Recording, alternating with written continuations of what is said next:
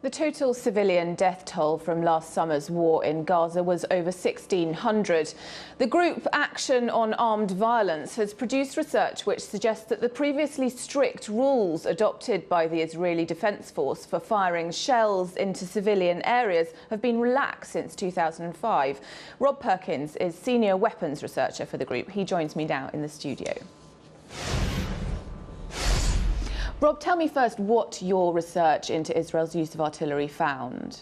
Well, Action on Armed Violence looked at the way that artillery shells have been used by Israel in Gaza since 2005, when forces withdrew from the Strip.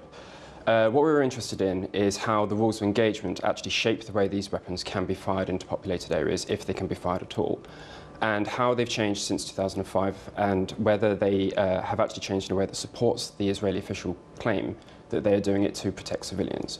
What we found was that, in fact, while the claim has been made repeatedly that they do everything they can to protect civilians from these weapons, actually the rules have increased the risk to civilians on the ground. And talk to us about these weapons that they're using. How destructive is an artillery shell? Very destructive. An artillery shell is an explosive weapon, and in common with all weapons like this, it projects blast, heat and fragmentation effects around a point of detonation. An artillery shell, the typical one that we focused on in the report, weighs 40 kilogram. That is the equivalent of about 8 sacks of potatoes, and it's covered in a metal shell that projects nearly 2,000 jagged metal fragments on point of detonation. It can kill anyone within 150 metres from the point it explodes at. It can injure anyone from 300 metres. They're very heavy weapons, they're very unguided and inaccurate weapons, and they're always fired in multiple numbers by artillery shells. So when they're fired in populated areas, it's civilians who are most at risk.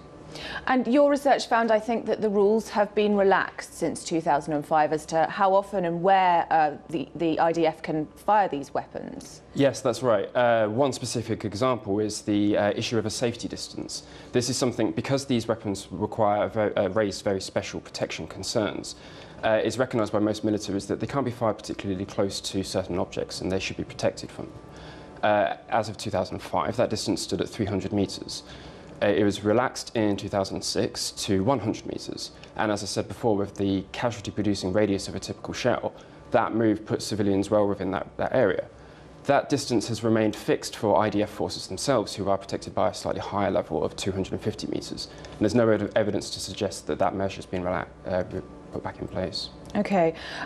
Now, Israel is not a member of the International Criminal Court at the moment. Is it still possible, what we were talking about earlier, the Palestinian membership, for Palestine to potentially take it to court over these alleged war crimes? I believe so. I'm not personally a legal expert in the fallout of these attacks. The United Nations is currently investigating, the human rights body there is currently investigating Israel's conduct in the operation last year, and that investigation was delayed in March to June or July. It's not necessarily legal to use these weapons in populated areas. Law, as it currently stands, doesn't provide adequate protection to civilians, and we basically are calling for Israel to pull back on its use of artillery weapons in populated areas and provide higher protection standards to civilians. So that's what you're calling for. Tell me how you're going to do that. Well, we're a member of something called the International Network on Explosive Weapons, and along with Human Rights Watch, Save the Children, Oxfam, we're basically calling for all states, not only Israel, of course, to basically stop using explosive weapons with a wide area effect in populated areas. We think it's time for a new international commitment that will see that. All right, Rob Perkins, thank you very much for talking to us.